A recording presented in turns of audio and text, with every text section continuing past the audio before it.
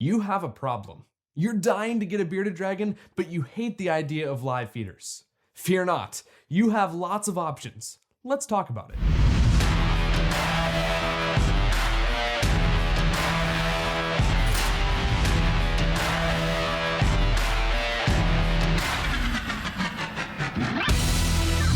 Welcome back. I'm Blake McNeely from Cliffhanger Reptiles, a breeder of genetically robust bearded dragons. Let's dive into this. Young, baby, and juvenile bearded dragons have a diet that consists of 80% protein, or live feeders, and 20% vegetables. As they grow, this diet shifts to the inverse of 80% vegetables and 20% live feeders. The good news is, if you really don't like live feeders, it's definitely a short-term game. But we have some solutions we think you might like. Firstly, we'll leave a link to our full guide to diet as well as countless feeder options in the notes below. If you're struggling with the idea of giving your bearded dragons live feeders, fear not, you have plenty of options. But this video is not going to tell you that you don't need to feed your bearded dragon live insects. Rather, we aim to give you a plethora of options so that you can choose your favorite feeder insect. We'll list their pros and cons. We're biased. We feel that crickets are the best option to feed your bearded dragon. Not only are they a great source of exercise, but they're also the perfect balance between nutrition and hydration. Even if you really hate crickets, mixing them into your bearded dragon's diet at least once or twice a month will really help your dragon. You can read our full cricket care sheet at the second link in the notes below. Additionally, stay away from pet store crickets or other feeders from the pet store. They're known to carry common diseases. Instead, purchase your feeders online. It's a far safer option, and it's reasonably priced as well. Dubia and discoid roaches are also great staple feeders. Don't worry, these aren't cockroaches and they won't invade your home. In fact, dubia roaches are not capable of reproducing at standard home temperatures. You don't have to worry. Dubia roaches are easy to take care of and they can be fed in a small dish, which means they're easy to feed. Dubia roaches are not nearly as jumpy as crickets, so we think you'll like them. If dubia roaches and discoid roaches creep you out too much, we have many more options for you. There are also mealworms and superworms. These are both small tan worms, mealworms being smaller and superworms being larger. Many new caretakers worry that mealworms pose the risk of impaction.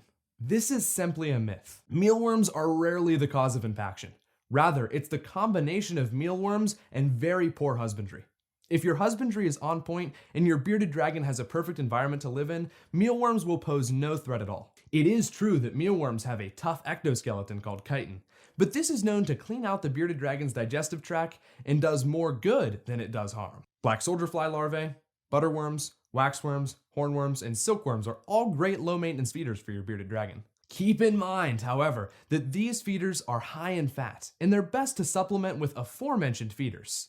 Either way, they're low maintenance and they're not scary. Many often ask if freeze-dried insects or bearded dragon diets are appropriate, sustainable supplements for bearded dragons. If your bearded dragon will eat them, these are great to get you through rough patches when you have no feeder insects, or to reduce your overall consumption of live insects. But we still prefer live feeders. RepCow's diet is a perfect solution for feeding your bearded dragon on a dry diet, and bearded dragons tend to love it. You can also pursue freeze-dried insects or canned insects, but know that these don't have the same nutritional value as live feeders. They also don't have the same enrichment, so it's best if you use these as a tool to feed fewer live insects. If you have a growing bearded dragon, live insects are key. It may also be appropriate to feed your bearded dragon more vegetables in hopes to supplement from live feeders.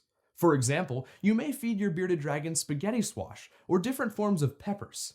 Feeding your bearded dragon more vegetables will fill them up faster, and they tend to like things like this. Veggie treats are great for your bearded dragon, and you can check the notes below for a full list of vegetable options. We hope you're more comfortable with live insects now. We promise that the reward of a healthy bearded dragon far outweighs the pain of feeding live feeders. Trust me, I hated crickets when we had our first bearded dragon, but now we feed millions a year. If you wish to feed fewer live insects, you can try the things we mentioned in this video, or consider an adult bearded dragon, which will eat mostly vegetables. If you're still strongly opposed to all live feeder insects, a bearded dragon might not be for you. That's all for us today. If you have further questions, feel free to leave them in the comments or read more information at www.cliffhangerreptiles.com. If we helped you out, make sure to hit that thumbs up button and subscribe for more fantastic bearded dragon videos. Cliffhanger Reptiles TV is made possible by these great people. And the bearded dragon that's behind me is a hypomelanistic male from our special projects line. Thanks for watching, and we'll see you next time. Stay frosty.